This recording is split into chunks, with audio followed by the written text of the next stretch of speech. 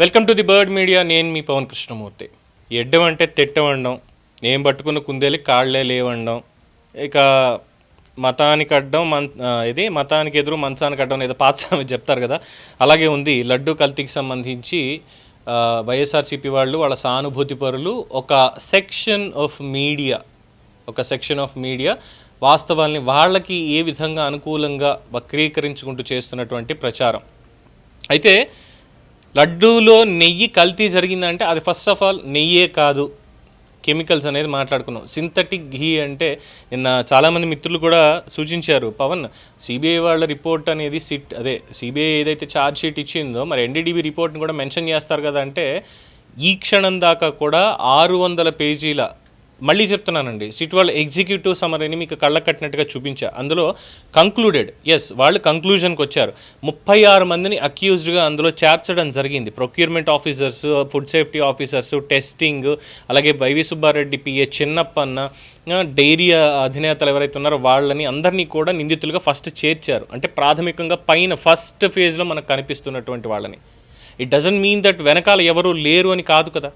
దీన్ని మర్చిపోయి అబ్బో ఇంకేముంది, సనాతన ధర్మం ఎత్తి మీద వేసుకున్నటువంటి పవన్ కళ్యాణ్ లడ్డూ గురించి మాట్లాడాడు, పంది కొవ్వు, చేప ఆయిలు, లేదంటే పశువుల కొవ్వు కలిపేసి చేశారు, లడ్డూలు అనేసారు, దీనికి క్షమాపణ చెప్పండి అని మాట్లాడేటువంటి సన్నాసులు లడ్డూల్లో నెయ్యి అనేది అసలు కల్తీ జరిగిందా లేదా అంటే, అసలు నెయ్యే కాదు, నేతితో చేయని లడ్డూల్ని స్వామివారికి ప్రసాదాల్లో ఎలా పెట్టారా, భక్తులకు ఎలా పెట్టారా, అందులో ఏం విషయాలు కలిపి చచ్చారా అని అడిగితే సమాధానం చెప్పగలుగుతారా? లేదు. And we have to bound for that particular point. NDDB రిపోర్ట్లో ఏదైతే ఎస్ వాల్యూ అనేటువంటి దానికి, whether it is 10% or not, లేదు దానికి ఇంకా యాక్యురేట్గా వేరే టెస్టులు కూడా చేయాలి అని చెప్పినప్పటికీ కూడా ప్రాథమికంగా వాళ్ళు ఇచ్చినటువంటి రిపోర్ట్లో మెన్షన్ చేసినటువంటిదే సామాన్య భాషలో, అతి సామాన్య భాషలో ముఖ్యమంత్రి గారు కావచ్చు, పవన్ కళ్యాణ్ గారు చెప్పడం జరిగింది. ఇప్పుడు టెక్నికల్గా దాంట్లోకి వెళ్ళి ద మిక్స్డ్ ల్యాడ్ అది ఇదని మాట్లాడనుకోండి, ల్యాడ్ అంటే ఏంట్రా ఇది చెప్తున్నారు వీళ్ళు అనేటువంటి మీమాంసలోనే ఉంటారు. అందుకే చెప్పడం జరిగింది. అదేం తప్పేం కాదే. వాళ్ళు మాట్లాడేటువంటి మాటల కంటే, ప్రజల్ని మోసం చేసిన దానికంటే 5 ఏళ్ల పాటు అదేం తప్పు కాదే. వాళ్ళు చేసిందే చెప్పారు, అక్కడ చెయ్యింది ఏం చెప్పలేదు కదా, చేసిందే చెప్పారు అక్కడ పాయింట్. అది ఫస్ట్ థింగ్.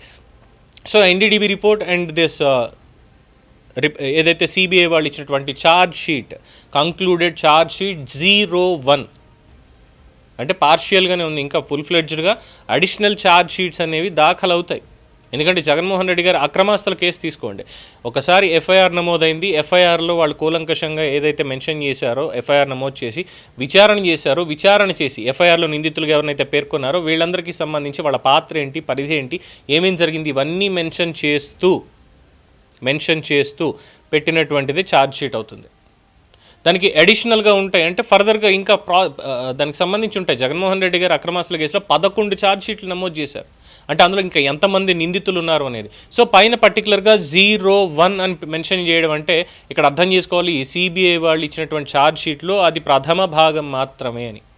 ఇంకా 600 అవుతుందా, 1800 అవుతుందా, ఎవరెవరిది ఉంది దీంట్లో సీక్రెట్గా అనేది. ఎందుకంటే సుప్రీంకోర్టు డెడ్ లైన్ పెట్టింది, వాళ్ళు దానికి సంబంధించినటువంటివి ఇచ్చారు కాబట్టి ఆ డెడ్ లైన్ లోపల ఇదిగో ఛార్జ్ షీట్ మేము ఇది ఇచ్చామండి, ఇంకా అడిషనల్గా దీన్ని ఛార్జ్ షీట్లు వేయాలి, ఇది వాళ్ళు చెప్పినటువంటి అంశం. సో దీన్ని కూడా పట్టుకుని ఇంకేముంది, సుప్రీంకోర్టు క్లీన్ చిట్ ఇచ్చేసింది అని మాట్లాడేటువంటి వాళ్ళకి మనం ఏం చెప్పలేము అనుకోండి. వాళ్ళు తప్పించుకోవడానికి, డైవర్ట్ చేయడానికి మాట్లాడేటువంటి మాటలు. దీన్ని ముందుకు తీసుకెళ్తూ ఇంకేముంది క్షమాపణ చెప్పాలనేటువంటి ఒక సెక్షన్ ఆఫ్ మీడియా చేస్తున్నటువంటి దాన్ని ఏమనాలనేది ఇక మీరే డిసైడ్ చేయండి. అయితే దీంట్లో కొన్ని కీలకమైనటువంటి విషయాలు అందరికీ అర్థమయ్యే రీతిలో చెప్పడానికి చేసేటువంటి ప్రయత్నం ఇది. మీకు ఇక్కడ ఒక మ్యాప్ అనేది కనిపిస్తుంది చాలా క్లియర్గా. ఈ మ్యాప్ని పాయింట్ టు పాయింట్ డిస్కస్ చేసుకుందాం. మీరు ఆ మ్యాప్ని చూడండి. తిరుమల లడ్డు నెయ్యి కల్తీ కుంభకోణం, విచారణలో వెల్లడైనటువంటి దిగ్భ్రాంతికర నిజాలు. తిరుమల లడ్డు ప్రసాదంలో వాడి నెయ్యిని ఎలా కల్తీ చేశారు, ఈ కుట్రలో ఎవరెవరు పాల్గొన్నారు, విచారణలో దొరికిన ఆధారాలని స్పష్టంగా ఇందులో వివరిస్తుందంటే ఆ 0.1లో ఉన్నటువంటి దానికి ఇది క్లియర్. ఇందులో ప్రధాన నిందితులు మరియు సంస్థలు ఏమున్నాయి. ఆ రైట్ సైడ్లో మీరు చూసుకున్నప్పుడు బోలేబాబా ఆర్గానిక్ డైరీ, ఆవులు కూడా లేనటువంటిది, A7గా చేర్చారు వాళ్ళని. ఏఆర్ డైరీ A1, అలాగే మల్గంగా మిల్క్ ఇది కూడా ఒక డైరీయే, A19గా ఉన్నారు. మల్గంగా మిల్క్ A19 అయింది. ఏఆర్ డైరీ మళ్ళీ A1, వీళ్ళే ఉన్నారు. శ్రీ వైష్ణవి డైరీ A6, వీళ్ళ ముగ్గురే మొత్తం అంతా దీంట్లో ఉన్నటువంటిది. అలాగే నిందితుల సంఖ్య ఇందులో 21. కొత్త నిందితులు అజయ్ కుమార్ సుగంధ్ A16 నుండి డాక్టర్ ఈగాజ్ రావ్ A36 వరకు మొత్తం 36 మంది ఉన్నారు. ప్రధాన నిందితులు 21 మంది, అడిషనల్గా ఉన్నటువంటి వీళ్ళు. అందులో టీటీడీ అధికారులు, మాజీ GM procurement, deputy executive officer, dairy నిపుణులు లంచాలు తీసుకుని కల్తీ నెయ్యిని అనుమతించినట్టుగా విచారణలో జరిగింది. ఆ ₹25 చిన్నప్ప అన్నటువంటి విషయంలో ₹25 per kg అనేటువంటిది. ఫోరెన్సిక్ ఆధారాలు ఏమేమి సేకరించారు దీంట్లో? మొబైల్ ఫోన్స్ ఫోరెన్సిక్ విశ్లేషణ, వాట్సాప్ చాట్ల ద్వారా హవాలా లావాదేవీలు కావచ్చు, నకిలీ వాహనాలకు సంబంధించింది కావచ్చు, కల్తీ చేయడానికి, దాన్ని సరఫరా చేయడానికి సంభాషణకు సంబంధించినటువంటి వివరాలు సిట్ వాళ్ళు సేకరించారు అని. అలాగే లంచాల రూపంలో వస్తువులు, ఐఫోన్లు, నగదు దాదాపుగా వీళ్ళ దగ్గర నుంచి తీసుకున్నారు అధికారులు మరియు నిపుణుల నుంచి. ఒక్కొక్కటి 50,000 పైచీలకు భారీ నగదును కూడా లంచంగా పొందారట అనేక దశల్లో. నకిలీ ధ్రువపత్రాల సృష్టి, టెండర్ అర్హత కోసం వాళ్ళు ఇచ్చినటువంటి దాంట్లో ఇష్టం వచ్చినట్టు మార్చడం, అలాగే ఫసాయి రిపోర్ట్స్ని సృష్టించి టీటీడీని మోసం చేయడం, ఇవన్నీ కూడా ఫేక్ ఎక్స్పీరియన్స్ సర్టిఫికేట్స్, ఇది ఇందులో జరిగినటువంటిది. ఇక తర్వాత కల్తీ ప్రక్రియకి వాడినటువంటి రసాయనాలు మనం చూస్తే రిఫైన్డ్ పామాయిల్ కర్నెల్, తర్వాత ఇతరత్ర ఉన్నటువంటి కెమికల్స్, ఈస్టర్స్, నెయ్యిలా భ్రమింపజేయడానికి, నెయ్యి వాసన కొట్టడానికి వాళ్ళు వాడినటువంటి కెమికల్స్, ఇవన్నీ కూడా బీటా కెరోటిన్ కావచ్చు, ఎప్టిక్ యాసిడ్ ఈస్టర్ కావచ్చు, లాక్టిక్ యాసిడ్ అనేటువంటిది లేనే లేదు అసలు దీంట్లో ఉండాల్సిన చోట. అలాగే గ్లీ ఫేవర్ కోసం వచ్చే రసాయనం, ఇవన్నీ వాడారు.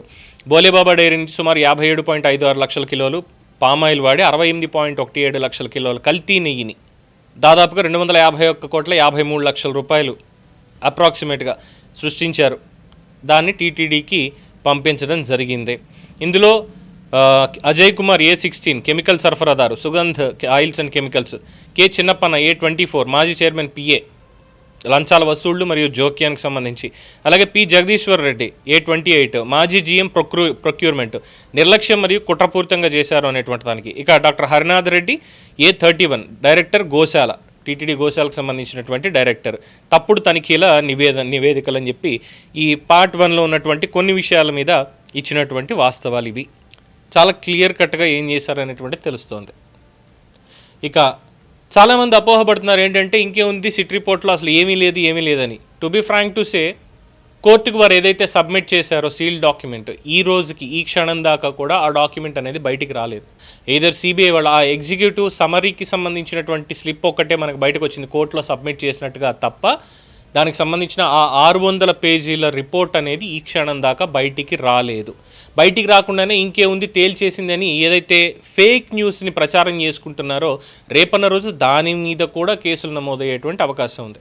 5 ఏళ్ల పాటు అసలు స్వామివారికి ఈ నెయ్యే లేనటువంటి ప్రసాదాన్ని నివేదన చేసి భక్తులుగా పెట్టారు, అందరితో తినిపించారంటేనే అది ఎంత పాపం అది. ఇంకా అందులో NDDB రిపోర్ట్స్లో చూసినట్టు ఎస్ వాల్యూ, దాంట్లో ఉన్నటువంటిది లాడ్ కావచ్చు, కౌ టాలో కావచ్చు, బఫాలో టాలో కావచ్చు, ఫిష్ ఆయిల్స్ కావచ్చు, ఈ palm oil kernel, beta carotene, acetic acid esters, ఏం తినిపించారు స్వామివారి లడ్డూన. అలాగే దీనికి సంబంధించి పోర్ట్ కార్మికులు కూడా అప్పుడు ఉన్నటువంటి వాళ్ళకి చెప్పడం జరిగింది, అయ్యా లడ్డు నాణ్యత అనేటువంటిది పూర్తిగా పాడైపోతుంది, అసలు నిల్వ ఉండడం లేదు, వాసన కూడా తెలియడం లేదు, గట్టిపడడం లేదు అసలు లడ్డు అనేది, అసలు నెయ్యిలా కూడా కనిపించట్లేదు అంటే, లేదు ఇది ఆర్గానిక్ నెయ్యి అని చెప్పి అప్పుడు ఉన్నటువంటి అధికారులు వాళ్ళందరూ కూడా మేనేజ్ చేశారు. ధర్మారెడ్డికి చూపించిన ధర్మారెడ్డి కూడా కొట్టిపడేసాడే, నెయ్యి ఇది నీకు తెలియదా, నాకు తెలుసా నీకు తెలుసా అని చెప్పి పోర్టు కార్మికుల్ని, లడ్డు తయారు చేసేటువంటి వాళ్ళని కూడా మభ్యపెట్టి. అదే అనుమానం వస్తుంది, లడ్డు తయారు చేసేటువంటి వాళ్ళు ఎన్నో శతాబ్దాల నుంచి చేస్తున్నారు ఆ ప్రొసీజర్, ఇవన్నీ కూడా అలాగే ఉన్నాయి కదా, స్వామివారి లడ్డు ప్రసాదాన్ని కల్తీ చేయాలన్నటువంటి ఆలోచన ఎవరికి రానటువంటిది ఎందుకు వీళ్ళకే వచ్చింది అంటే, దేవదేవుడు సన్నిధిని సైతం వాళ్ళ రాజకీయానికి, వాళ్ళ వ్యాపారానికి దండుకోవడానికి వాడుకున్నారు తప్పితే ఇంకేమీ లేదు అనేటువంటిది. దీని వెనకాల చాలా ఒక పెద్ద కుట్ర అనేది కూడా చాలా స్పష్టంగా తెలుస్తుంది, భక్తులు అది గమనించుకోవాలి. సో ఇది లడ్డూకి సంబంధించినటువంటి దాంట్లో మరొక అంశం. చూద్దాం, దేవదేవుడే శిక్షిస్తాడా, న్యాయస్థానాలైనా ఆయన కంటే ముందే శిక్షిస్తాయా? దీని మీద మీ అభిప్రాయాన్ని కామెంట్స్ రూపంలో తెలియజేయండి. చూస్తూనే ఉండండి ది బర్డ్ మీడియా.